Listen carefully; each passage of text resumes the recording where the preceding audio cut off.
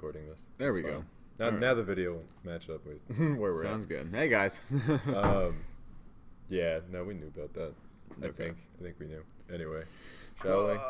Let's do it. Let's try this again. Ba-da-dum. Welcome to 36% with Brett and Adam. I'm Brett. I'm Adam. This week, today rather, is September 28th, 2018, and we have just a little bit of news to unpack for this week. Because holy shit, was it a week? Yeah, there's been a lot. Well, 2 days, really. We thought that today might have been a little more uplifting than yesterday, but as of 1:46 p.m. Central Standard Time, as everyone is aware, it has not gotten a whole lot better. So, exactly. It's incredibly frustrating. So for this pod, we're going to tackle, obviously, the elephant in the room, Brett Kavanaugh, and just everything disappointing surrounding that. So we expect to hear a lot about that. We're also going to touch on some UN stuff. Yeah, we're gonna talk a little bit about poli-sci, like theories of international relations and how that relates to the United Nations and Trump. So really uplifting pod for this week. We're going to talk about the disappointment of the legislative branch, the possible disappointment in the judicial branch, and the all-around general disappointment from the executive. And the Republican Party. Yeah. But we didn't have much faith in them anyways. Yeah. And possibly a disappointment in the Democratic Party. Disappointment all around. The theme for the episode.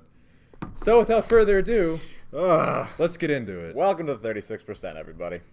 And that's yeah. Remember when I said we're not going to do that? We're going to do that. That's true.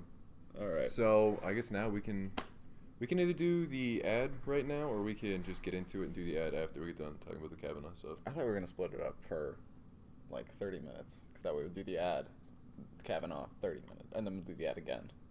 We're going to do the same ad twice? We can change it up a little bit. We'll talk about our own experiences. Still the same ad. No, we'll talk about our own experience. Okay. Our own experiences with avian apparel? Yeah. We can do that. Yeah. Okay. So.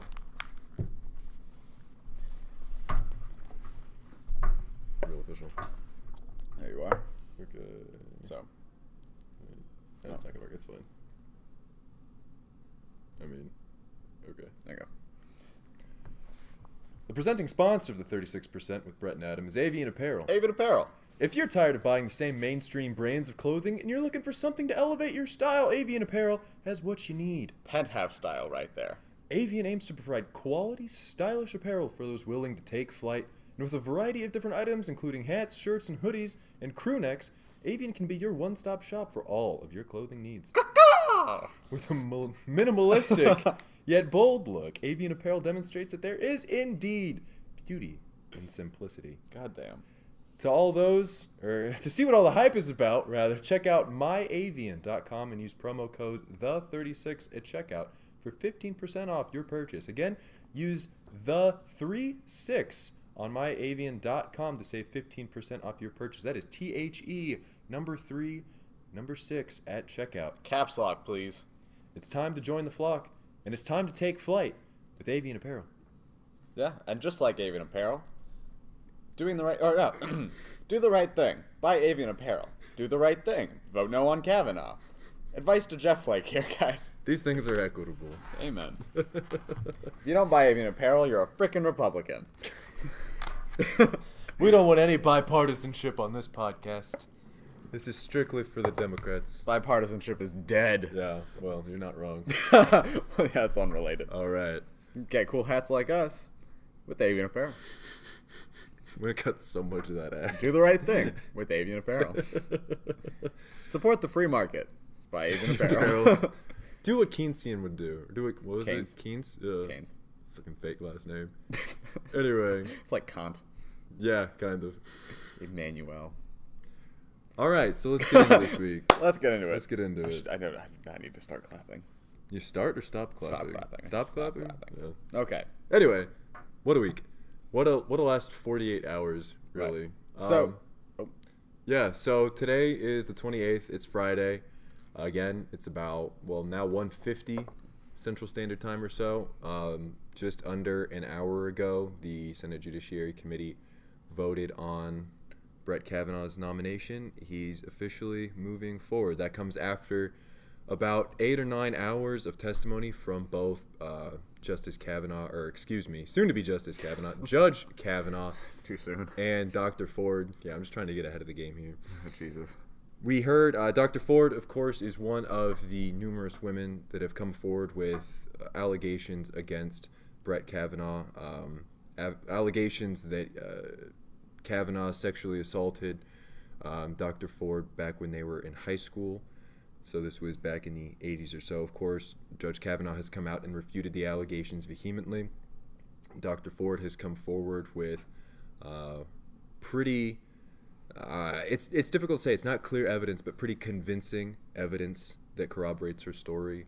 It is a little difficult with these kinds of things because it did happen in the 80s. We didn't have smartphones back then. There was no way to check to see where anybody was necessarily, and some of the evidence to corroborate either story has been kind of spotty. So what we're really relying on at this point was these 9 hours of testimony that we saw yesterday. So, Adam, what's your takeaway from all that? What did you think? Tell us a little bit about what happened. Oh, God. Well, I watched a good amount of this yesterday, as much as I could handle in the tidbits that I did. And importantly, we bring up evidence a lot. It's very clear that this was not a trial, despite how some people acted. No one was going to be put in jail for what they said. Well, possibly. Unless they lied, which Kavanaugh did. Perjury is a crime. The statute of limitations on whether sexual assault potentially occurred is long gone, but either of them could still go to jail for perjury, for lying under oath. Exactly. But no, it was a shit show. Not only was it was awful all around. And importantly, one thing to touch on that you spoke about was kind of evidence. I think it was really... Evidence became very clear with the way, because despite the fact that there was little. Well, talk to us about what evidence was there. Yeah, okay. Well, important evidence of stuff you had brought forward. Kavanaugh presented his calendar, which included the date by which Dr. Ford alleges that the sexual assault happened. Mm-hmm. So you had stuff involving that. You have Brett Kavanaugh's his yearbook, which had not only like other instances of just talk about drinking or like sexual exploits, which just kind of lend support to the case and the character that Dr. Ford and the other two women that have come forward with allegations have painted about Brett Kavanaugh, or Bart O'Kavanaugh. Yeah. Because they're the same goddamn person. So yeah, and kind of what Adam was getting to is this wasn't obviously a criminal trial. They were not in a court of law, despite there being a special prosecutor there. This is really just to assess a potential Supreme Court justice's character. And it's a job interview. Yeah, exactly. And this is speaking a lot more to whether or not this person is fit to serve in the Supreme Court. And again, at the end of the day, and we were talking about this earlier, at the end of the day, regardless of whether or not the allegations are true, whether or not you really believe them, I think if nothing else, the testimony from yesterday illustrates that this man is clearly unfit to serve in the Supreme Court. No, clearly. I mean, when you see the times by which he just gets angry, you can just see the vehement, like, vile nature that is presented because this man is never held accountable for shit. Right. This guy comes from a privileged prep school. Georgetown Prep? Yeah, exactly. Georgetown Prep out in Maryland. He comes from a wealthy family. This man has been given everything in life. He says he's worked his ass off. Or what, he worked his butt off. I heard that so many fucking times yesterday. And it just pisses me off because I'm like, no. It's like, genuinely, you have been fed from a silver spoon, from a silver plate, from a silver goddamn crib. This man has been basically, like, brought up in the most ideal sense possible. Right. And yet he's so shitty of a person. Right.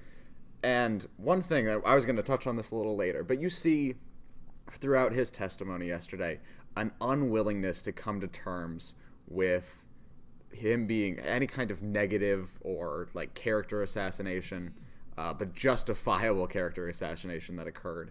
You just see him unable to come to terms with the fact that he blacked out drunk. He sexually assaulted not only Dr. Ford, but countless other women, most likely. And then you also see the fact that he can't take criticism. He gets angry when people try and touch on his past mistakes of drinking. Yeah. He plays the 3-year-old game, not 3-year-old, but like 6-year-old game of like, you are, but what am I shit, which he did with Senator Kamala Harris yesterday. And he's a fucking liar. Yeah. Jesus fucking. And again, we see this in a number of different ways. It wasn't so much that he got up there and purposefully fed the panel or fed the committee misinformation, which he very well might have done. We don't know because, again, a lot of the details we're writing off here are things that happened 20, 30 years ago. It's going to be really hard to corroborate or prove things one way or another. What we do see, though, was anytime he was asked a question, and first of all, the dichotomous tone of the two, of when Dr. Ford testified in the morning versus when Judge Kavanaugh was testifying in the afternoon. How the senators approached it, of course, the Judiciary Committee is comprised of 11 Republicans, all 10 men. Democrats. Right, yeah, 11 white Republican men. Yeah. Which we are 2 white men here, just so everyone's Not very Republicans, clear though. on that. No. But also, real quick though, the Republicans have never had a female senator on the Judiciary Committee in the history. Is that right? Yeah, they never have. Wow. So that means every Supreme Court justice has gone in front of a committee of 11 white of Republican 11 white men. Republican men and had to go through that. We're talking Ginsburg, Kagan, Sotomayor, all this kind of treatment. And it's important to point that out because in the hearings, the Republicans actually deferred to a special prosecutor, not serving in her role as a special prosecutor, but brought on under that title, Rachel Mitchell from Arizona. She specializes in prosecuting sex crimes that look like this, and she did, I thought she did a really good job in serving in a bipartisan role in asking her questions because, yeah, her questions were given to her by the Republican senators. However, even when she was questioning Kavanaugh, which they used her for the first half of the questioning, not the second half, there's a reason for that. She was starting to poke holes in a lot of these things. So she was asking tough questions. She was asking them in a fair way. I thought she was doing a great job. Yeah. I would love to see her on the Supreme Court. That'd be nice. Honest with you. Dear God, genuinely, she could freaking question Clarence Thomas then. Yeah. Also credibly accused of sexually assaulting Anita Hill. But this is, of course, not the first time we've done this. No. It begs the question of, are these really the best people that we can find? Yeah, really, though. Of all of the federal judges, are these the best people Especially that we can considering that, both Senator Grassley and... Grassley. Grassley. He's a ghastly fellow, that Grassley. Son of a bitch, that's what he is. But him and also Orrin Hatch also both served on the Senate Judiciary Committee when Anita Hill was testifying, when Clarence Thomas was being nominated. 91, let that sink in. They've been on this committee. Orrin Hatch has been there longer than any of you have been alive. It's true. That includes my parents listening to this. Yeah, exactly. That man has served in the Senate forever. Yeah. Okay, no, but one thing so going back to Rachel Mitchell real quick, I think it's very interesting to see her in this role because a lot of Republicans were really angry about what she did. Yeah. And that's basically because she questioned Dr. Ford as a victim of sexual assault. A lot of how she questioned her in that manner became very apparent. But then also, because of the stuff that strayed from that line of questioning was her, actually asking the questions of the Republican senators on the committee. And that became a lot of focus on not what happened, not her relationship to Brett Kavanaugh or the sexual assault or any of the evidence in that regard. It all came down to, oh, you were sexually assaulted? Well, how did you get the polygraph test? Who paid for it? You don't like flying? You flew here. Why'd you fly?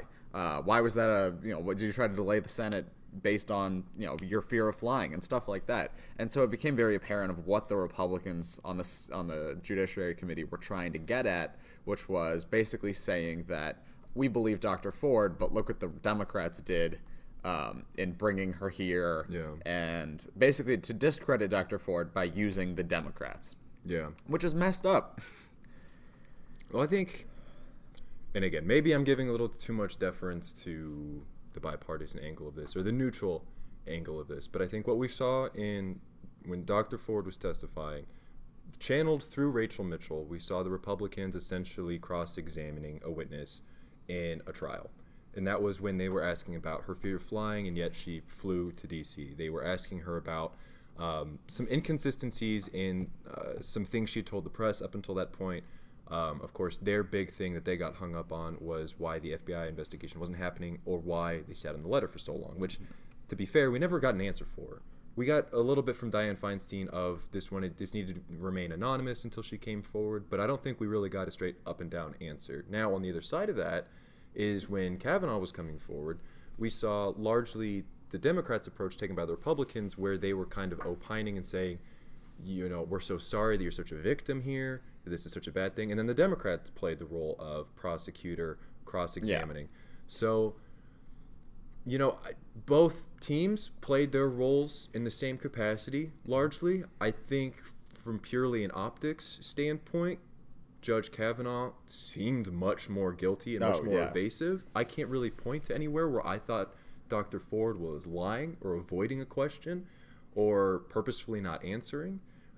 We saw that a lot with Judge Kavanaugh, of where he spoke about, I think he gave the answer of, I was in the first three of my high school. It was the top. Right, the captain of the basketball team and stuff like this. I like beer. I like drinking beer. Don't you like beer? Oh my God. Yes, Senator Kobacher, if she's ever blacked out drunk, right after she had talked about how her father was an after he refused to answer the alcoholic. question if he had. Right. Like, Jesus. Yeah, and so just a level of immaturity. And It was a level ridiculous. a level of just grand negligence to answer and to be transparent in the process. Yeah, and I think something you touched on briefly there was the demeanor of Dr. Ford. And I think that it's twofold, because one, she did a phenomenal job of being tempered and being composed and not showing a large amount of emotion, which I don't think is a good thing.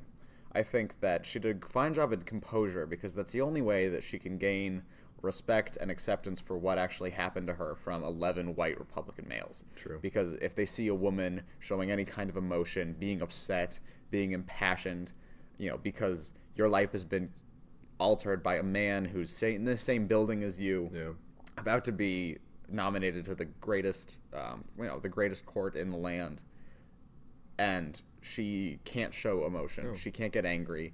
And then what happens? He walks up here and starts fucking screaming like a 3-year-old. Yeah. And then it inspires Lindsey Graham to do the same goddamn thing. There's a lot of performance. There was a lot of performance we witnessed in the Senate yesterday. Yeah. And of course, we can accuse both sides of grandstanding, because I felt it was also really awkward for Rachel Mitchell to every 5 minutes be interrupted by a Democrat giving a speech about the process and that kind of thing. And I think that's become such the optics of of any of these senator, especially these very public committees and that kind of thing, is blatant disregard for one another. Yeah. But yeah. And I think that's been a lot of people's criticisms is, they deem this the media circus, bringing cameras into committee rooms and introducing cameras into politics fundamentally changed the way that we approach politics. When we talked earlier about the optics and the demeanor of Brett Kavanaugh, it reminded me a lot of the first Nixon-Kennedy debate, the second one that was televised. Because in this case, anyone that watched it would be wow, Dr. Ford is a brave, amazing, respectful woman that has had her entire life upturned by this, who didn't want to have any of this happen. She tried to remain anonymous, and yet it still came out, and was willing to come here and testify. And then you see this privileged asshole of a man come in and say that he has been forever hurt by this. And I'm like, wow, look at the 3 women that have been you've hurt. Yeah. Yeah, it's frustrating, because at the end of the day, there's no winner here. No. There's not going to be any justice for Dr. Ford or for any of the other women that have come forward. And that's messed up. Yeah, I was going to say there's no justice for Judge Kavanaugh, but let's be honest, at the end of the day, he doesn't deserve justice. The justice he deserves is to be fucking locked up for sexually assaulting 3 women. Yeah, I agree. Yeah. I agree. And so all that frustration kind of leads us into what happened today, what happened about an hour ago. Oh my God. So the Senate Judiciary Committee, which is the first step in the line of becoming after you're nominated, it's the first step into actually being confirmed. Well, if you're a Republican, it's the first step of being nominated and have a litmus test done on you by the Federalist Society. Yeah. And then going to the then you go to the the Senate president. Judiciary. Yeah. So Brett Kavanaugh has to get the vote out of the Senate Judiciary. He's then recommended to the Senate as a whole. They perform a procedural vote, then a vote for cloture, and then a vote to confirm him. So hypothetically, if they really wanted to fast track this, how that's going to look is an hour ago, they got him out of committee. We'll talk about that here in a minute, but all things being equal, Mitch McConnell could get up on the floor later today and they could move on with the procedural vote. They could move for the vote for cloture tomorrow, and on Monday they could confirm him to the Supreme Court. In direct contrast to what Senator Flake got up right before the vote and said, which I strongly encourage the Senate to go forward with a more thorough background check from the FBI on Judge Kavanaugh. For a week-long investigation. Jeff before Flake, I feel comfortable voting on it. Jeff Flake is probably my least favorite actor in the Senate this year for a number of reasons. He came out at the very beginning of this year saying, I'm not going to run for re-election, which everyone said, okay, he's not going to be beholden to the Republican Party and to Trump. And that's where he positioned himself, too, was I'm not going to be beholden to the Republican Party because I'm not running again. Everyone was like, great. On Twitter, he's always spouting off about how, the president's way out of line and bipartisanship has died and the old Republican Party wouldn't know itself anymore. And yet he gets in the room every single time and he toes the line with them. And we saw it today. Yep. He could easily have walked out of, they delayed the vote for about a half hour because they were talking. He very easily could have walked out of that room and said, you know what? I'm going to vote no. I don't want this to happen. Or he could have said, I want to move this vote back a week so we can have the FBI investigation happen. Now, ultimately, it was up to Senator Grassley whether or not they voted on it today, but he was in the position to be able to leverage it to do that. He was in a position to be able to leverage anything to ensure that an FBI investigation is going to happen. Especially because 3 days ago, Senator Grassley came out, because we have to pronounce a vote 2 days before it actually occurs. Right. So he was like, all right, Friday we're doing the vote, which is first off wrong, because it gives them a day to then discuss what the hell happened yesterday for 7.5 hours. Yeah. And so anyways, so he knew that the vote was coming, and then right before Senator Grassley was like proposing the vote, and he was like, wait, I'd like to speak. Gets up, goes and talks to the Democrats. They postpone the stuff for about a half an hour. He goes back, sits down in his seat. Senator Grassley then says, you have the privilege to speak for and then he takes the moment and says what Brett covered already, which was basically I don't feel comfortable voting on this in the full Senate until a week-long FBI investigation has been taking place. About 30 minutes ago, Senator Lisa Murkowski from Alaska came out and said she agreed with Flake. And why that's important, Brett's going to get into. So now it turns into a big game of calculus. Mitch McConnell, the ball is now in his court. That's the Senate Majority Leader. He is the one that is going to ultimately call for this vote to happen. Or he could call for the FBI investigation. It is ultimately the president that calls for that investigation. But if Mitch McConnell calls for it, that's as good as, if not better, than Trump calling for it. Why it's important to watch Senators Murkowski, Flake, Collins. There are a couple other ones that I'm forgetting. Heidkamp and Manchin. Yeah, it's important to watch them because they are senators in troubled states who have been in the middle on neutral ground on a lot of things and are the ones that have yet to really come out one way or another. So we have 2 Democrats in red states and 3 Democrats in swing states, essentially, who need to be able to convince their electorate that they are capable of doing the right thing, essentially. Murkowski coming out and saying that she is in line with Flake is not better than a no vote. It's maybe a little better than coming out with a yes vote, but at the end of the day, again, we have seen Flake time and time again make these grandstanding, grandiose statements, and yet when it comes to holding his feet to the fire, he'll just toe the line. I'm not convinced that Murkowski wouldn't do the same thing. So over the next couple days, We don't know if the procedural vote is going to occur today, or tomorrow, or Monday. But it's going to be really important to watch these senators over the next couple of days. So hopefully this pod will be out by either Saturday or Sunday. Whenever you're hearing this, so long as the vote hasn't happened yet, please be calling your senators just to let them know that even if they agree with Judge Kavanaugh, he is unfit to be serving on the court. That interview showed us everything we need to know, that he's not going to be neutral in his stances in ruling, and he's not going to be fair. He does not deserve that seat. So please call your senators, email them, write him a letter, do whatever you can just to let him know that you disagree with his placement on the court. That's everything that we need to be doing right now in order to save, honestly, the reputation of the judiciary branch in this country. And on that note, one of the reasons that Lisa Murkowski is so essential in this is because she is, first we're going to start with the Democrats in red states, because Joe Donnelly from Indiana, proud Hoosier right there, came out today and did the right thing and said he was voting no on Kavanaugh. That means that Joe Manchin, a Democrat from West Virginia, and Heidi Heitkamp of North Dakota are the two Democratic senators in red states that have not yet said how they're going to vote. Most likely, if it looks like...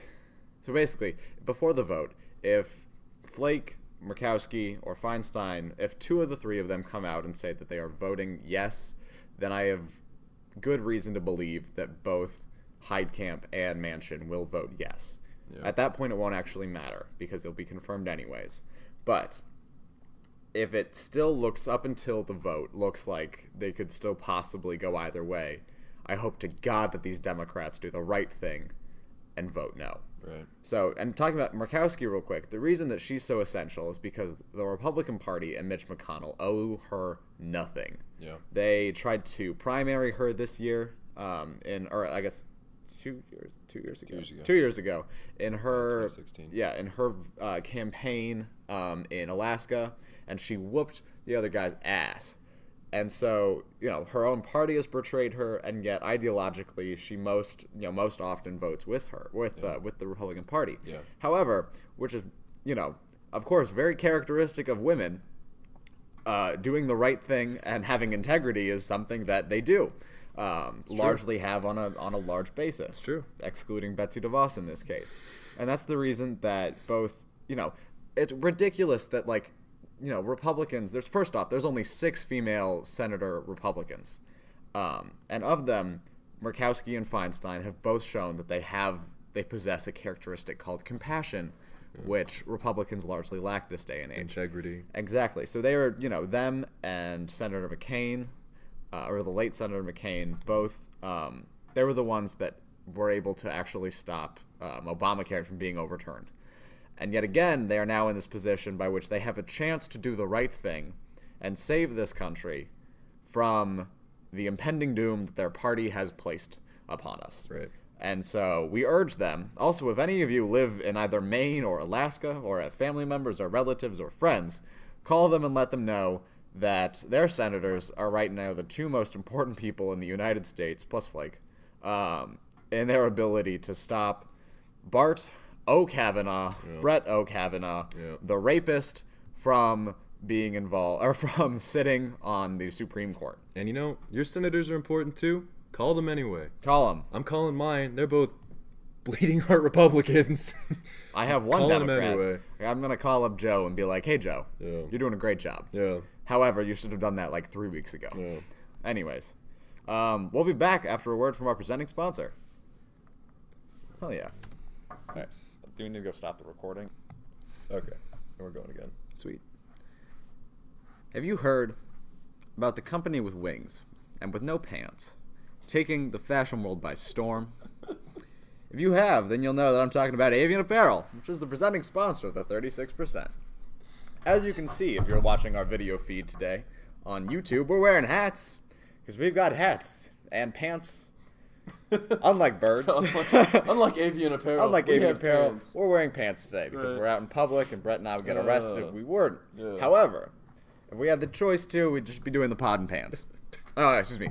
pod and hats, but the alliteration is phenomenal. The pod and pants. The pants pod, if you will. So anyways, if you'd like to join us in not wearing pants and wearing hats, go check out Avian Apparel at myavian.com. We're going to lose the sponsorship. No, we're not. Why are you advocating for people to not wear pants? That's not what Avian Apparel is about. You're currently laying in bed in a secluded place where you are able to not wear pants. But a hat. But a hat.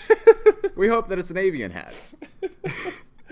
Anyways, go to myavian.com. Use the promo code CAPSLOCKON, THE36, to get 15% off your hat so you can not wear pants. You can buy other things too, just not pants. Like sweatshirts, Right. crew necks, hoodies, and hats. And hats. And stickers too. You may get stickers. Yeah. Hopefully you don't lose them like I did. Yeah. Those So- are one sponsorship deal. Yeah. Adam lost them. I'm sorry. But anyways, Only glamour at the 36% with Brett and Adam. The most glamorous things. Wow, that's enough of us. welcome back to the pod, Let's guys. get back into it. So, over the week on Wednesday, was it Wednesday? I'm pretty sure it was. Yeah, because Thursday was everything else. So it was either Tuesday or Wednesday. It's was been a really Wednesday. long week. Yeah, it has been a long week. Okay, so Donald Trump went and talked at the United Nations. It gave an address. And within the first 2 minutes of the address being given, Donald Trump makes the very, very true statement that his administration has achieved more in the first 2 years than any other administration in the history of the United States. Any other. And so rudely, with the utmost abhorrent behavior, the entire rest of the world's delegations burst into laughter. And Trump goes, "Oh, didn't expect that response." You could see it on his face that he was just seething. He goes, Oh my gosh. they're laughing at me, aren't they? Well, Yeah. joke's on them. Oh, fucking hell. America's greater than it's ever been. Oh, my God. They just don't know it yet. So anyways, while his speech means practically nothing, it shows real quick about the level, the degradation that has occurred in the international community when they like refer to or look at or observe the United States, because we're a fucking laughingstock because of the president that 2016. 46% of the United States voted into office. So it's just ridiculous. But anyways, actually, more importantly than any of that, actually, this the article in the BBC brings up the question: does the United States Do you have that article? talk about the does the United States focus too much on the United Nations? Who wrote it? And I don't know. It's a video. Oh, it's a video. Oh, shit. Yeah, it doesn't matter. Okay. Good at it. Yeah. Right. So So they beg the question, does the United States focus too much on the United Nations? And objectively, I think that for what the United Nations is, how much impact it has had, how much impact the United States has had, I really do think that we do kind of focus a little too much on the United Nations and its role in foreign policy, basically because while the United Nations was founded in the United States in San Francisco back in 1946, it really has as much power as we gave it. And the only branch of the UN that has power is the Security Council, which the United States, China, Russia, the United Kingdom, and France serve on, is the only place that really has that kind of delegation of power. However, because you have actors such as the United States, Russia, China, and occasionally France, nothing really gets done or nothing really matters that isn't symbolic. And so, Brett, what are your thoughts? Well, acknowledging that we just lost every single liberal listening to this podcast as we say that the UN doesn't mean that much. Let's talk about it from a political science standpoint-ish. This is the educational portion of the pod. Right. So, much like the Paris Climate Accords or the Kyoto Agreement Treaty, whatever it was, these things that we have been systematically pulling out of ever since 2016, these are largely similar to what happens in the UN. So the UN is a body of, obviously, world leaders that come together and talk about things and disagree on things. And it's mostly a stage for people to talk about. issues. It's not a legislative body. There is no enforcement branch of the United Nations. Not really. Oh, yeah. Countries can come together as a result of the UN and attempt to enforce things, but there is no UN police. There's no, I mean, the UN, there's no executive part of the UN that says we're going to go enforce these laws. There are countries that say, as a result of the UN resolution, we're going to hold people accountable. Yeah. So, again, our participation in the UN is largely symbolic. It's good that we're there. Participating in world dialogues is good.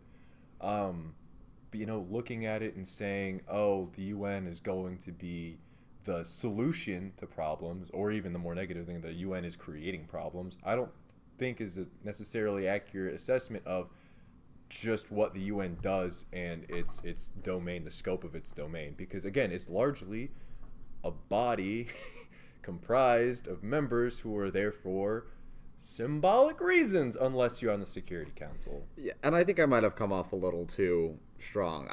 Because I say that the United Nations doesn't matter, does not believe that does not translate that I advocate for us pulling out of UNESCO or the Paris Climate Accords or UNICEF. even exactly. Because it's essential that the United States stays involved in these things, because these are the institutions and the groundwork that basically we created when we were the hegemon of the world.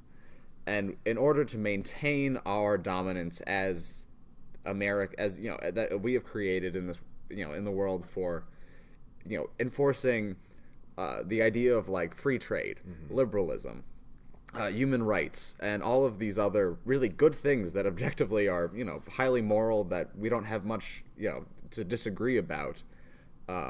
That these principles that we have instated to the rest of the world, that we have shown it, we are the example, and we are going to help you guys achieve democracy, but not only that, but just like economic prosperity through the Bretton Woods institutions such as the United Nations, the World Bank, the International Monetary Fund, the World Trade Organization. These are all the organizations that we created basically to instill the idea that democracy is good, free trade is also good, and that you guys should get on board with at least one of them. Now, I think this raises a really good question kind of moving forward. So obviously we're seeing the status of America decline in a sense. I mean, you talked about how we were at the top of the hierarchy in terms of being the leading world superpower. I don't think anyone can objectively point to the United States and say we're no longer assuming that role, but from a shining city upon a hill, I think we've lost some of the glamour. Now, coming out of the early 2000s, and even the 1980s, 90s, 2000s, where the American mentality was serving as the police force of the world. I mean, in our collective memory, we can point to the Iraq War and the Middle East and how we've dug ourselves into a hole there. But in the 80s and 90s, it was Latin America, where through the UN and through the World Bank and all these places, we attempted to instill liberalism that has devolved into a lot of the unrest that we're seeing today in places like Venezuela. So I think this feckless pluralism. Yeah, feckless pluralism. So I'm curious to see. I think that America kind of stepping away from that role of world policeman, which I don't think is what the Trump administration is setting out to do, but inherently is what is happening. Is people are not seeing us as that force anymore. We're getting less involved in other people's affairs. Is that a good or a bad thing? What do you think? In my opinion, I think it's a bad thing. Okay. And we're gonna get heavily theory real quick. There is what exists in the world of international relations, an idea called the power cycle theory, and this is one of my favorite theories. And it's the belief that the world every 100 years will have for 100 years, a country will reign as the superior force that sets the ground rules for the international community. And this can be traced back basically once civilization adopted the technology to actually navigate the globe and expand influence through trade, through power, through war, going all the way back to the 1400s with Portugal. And then from that, Portugal reigned for about 100 years, and then they fought a giant war with the Dutch, and the Dutch won. And then for 100 years, the Dutch set the stage for the ground rules. And then what happened was the Dutch and the English fought, and the English won. And then for another 100 years, the English dominated in trade, colonialism, with their main rival being France. And for that 100 years. And then at the end, France and England had a giant war. And what happened then was England won over France. And then England got to set the stage for another 100 years of international rule. And then what happened? Germany came about in World War I, decided to be like, hey, it's our turn. They had a big war, possibly called the World War I. Yeah. And can you believe that was the end of all wars? I know, crazy stuff. I haven't had one since. Exactly. And then what happened was England at that point wasn't terribly ravaged by World War I, but they were in a stage by which they were like, wow, United States, you really helped. Here's like the system. Like, you have achieved it. You are like economically more prosperous than us. And what happened was the United States said, nope, we're isolationists, didn't join the League of Nations, and we pulled away. And then about 30 years or 20 years after that, Germany reaches power parity again. So they reach the same level of power in the world as England does, which is still the hegemon, or it's not the hegemon, but the world system's leader. And then what happened was these two heads fought again. And what happened this time was Germany put up one heck of a fight. Well, Nazi Germany did. They got decently close to winning. The United States involved themselves. They had this giant world war called World War II. And thankfully enough, the United States won with the Allied forces. And Russia. And at that point, England and the rest of Western powers in Europe were unable to continue their reign as like the world systems leader. And it was officially handed over to the United States, very symbolically, when England, who was supporting the monarchy rebels in the Greek Civil War, which happened in 1946, directly after World War II, when England said, we cannot supply these people, United States, please help us. And the United States said, sure, we are now the world police and we control 60% of the world power. What's happening is our 100 years is ticking down. According to this theory, we have about 20 years left until we are supposed to be challenged. Happy enough for that is China is projected to reach power parity with the United States in 2040, which is 20 years away, about roughly. And so, importantly, I think that our decline in the world not only is aided by Trump, but it's also aided by this theory that we have been that the world systems leader can only maintain their power for 100 years before they are challenged again. And this is through the sheer amount of cost and benefit that a country receives from being the head. And the benefit is extremely high, especially at the beginning, but it declines as the 100 years goes on, and the cost or maintenance cost for maintaining that dominance increases exponentially. And at that time, and we're definitely seeing this at this point, it's a sinkhole for us to engage in wars. We are trillions of dollars in debt, thanks to Reagan, but also thanks to the continued wars that we have pursued since, involving our ability to maintain peace in the Middle East, or attempt to achieve peace in the Middle East, or involvement in all other parts of the world. And I think that a decline in U.S. involvement is possibly, it's good and bad, because A, we're not continuing our ridiculous amount of unlimited spending, but what we are doing is putting the chance in for our challenge to happen. Right. And whether or not it means a war or some kind of giant event in the world stage that shows that the United States is no longer the power it once was, and that China is now that power, I think is decently credible. Yeah. And then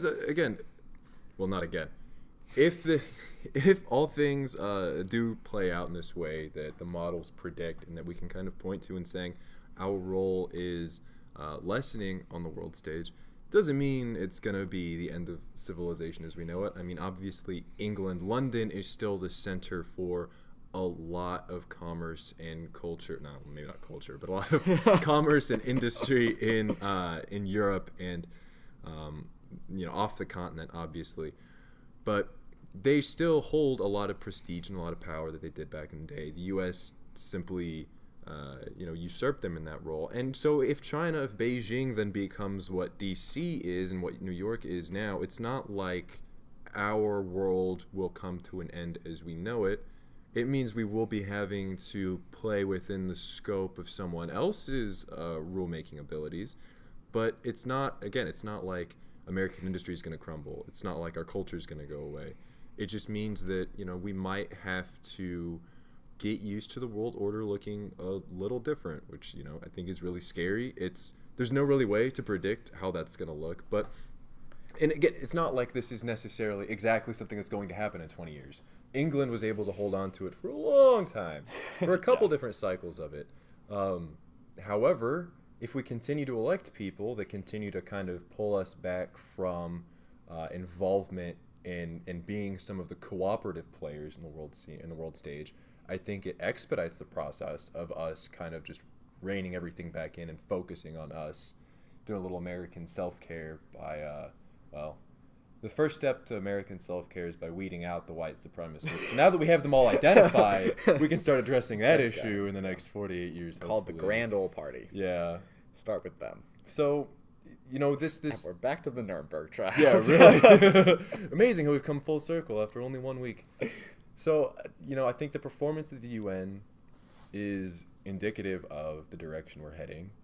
Obviously, I know Trump didn't win the popular vote, but there is a decent population of America that believes this is an appropriate way to behave on the world stage. Hopefully, whoever comes in next will get us back to the level of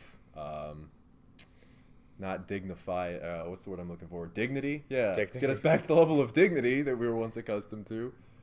But I don't know. We're making a lot of friends with dictators, and that's kind of concerning to me. Yeah. How do you break up with a dictator? How do you break up with a dictator? The next guy's gonna have to come and be like, "Sorry, Kim. Sorry, sucks to suck, Kim." What's the Venezuela, Maduro? Maduro. Yeah, the next guy's got to come in and explain to him that we're not actually that close of friends. And we'll tie back in quickly. This broke a couple days ago. Yeah. Or no, it was yesterday. Maduro, who's the president of Venezuela, which has a pretty authoritative socialist regime there. So the kids say, "Oof." Yeah, oof. So Maduro came and gave a speech to the United Nations and basically said that he would shake the hand of President Trump. This comes after about a month ago, reports came out that said the CIA and Trump had talked about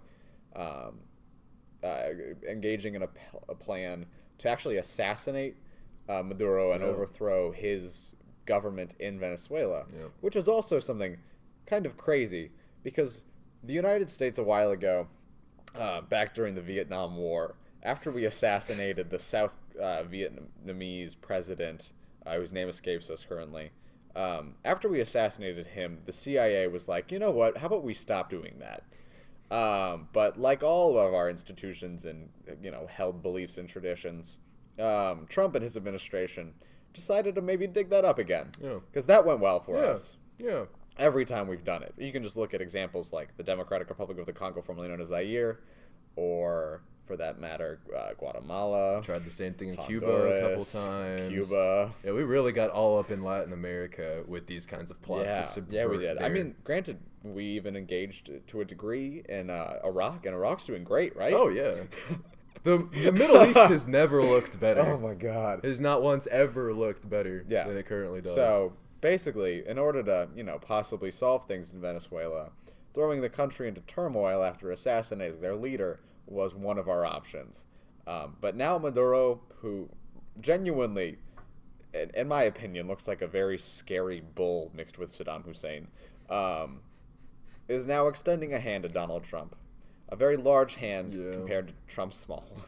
So, we find ourselves at an interesting crossroads in the international stage. And so, yesterday, we were talking, and I said that, wow, I can't believe that we're about to become best friends with Venezuela, because the last time that Trump had a major dispute by which him and another world leader engaged in insults in the United Nations for quite a while, they ended up having a great summit in Singapore.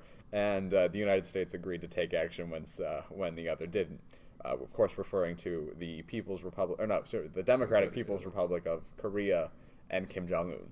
And keep your eye out for the sequel. Yeah. Bringing Kim back, Kim and Trump Part 2.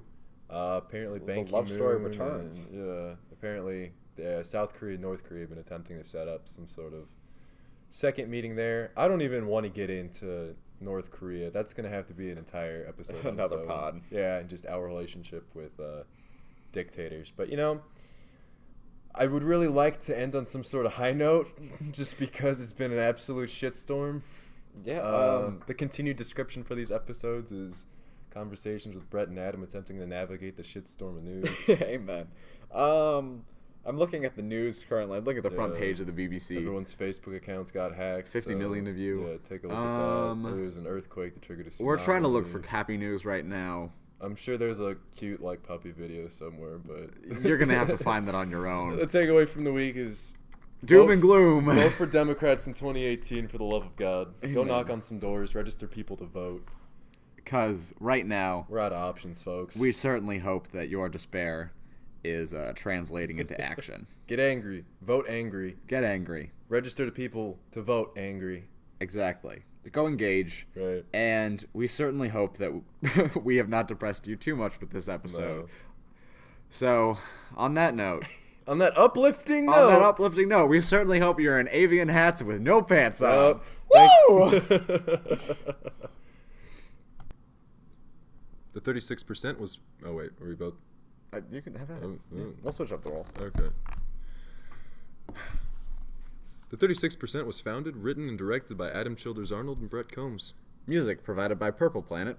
Check them out at www.purple-planet.com. The presenting sponsor of the 36% is Avian Apparel. Music editing by Burnt Crumbs. Our ukulele muse is Adam, California. Cover art done by Christian Ferguson. Special thanks to all of you. Thank you so much for listening to the 36%. 6%.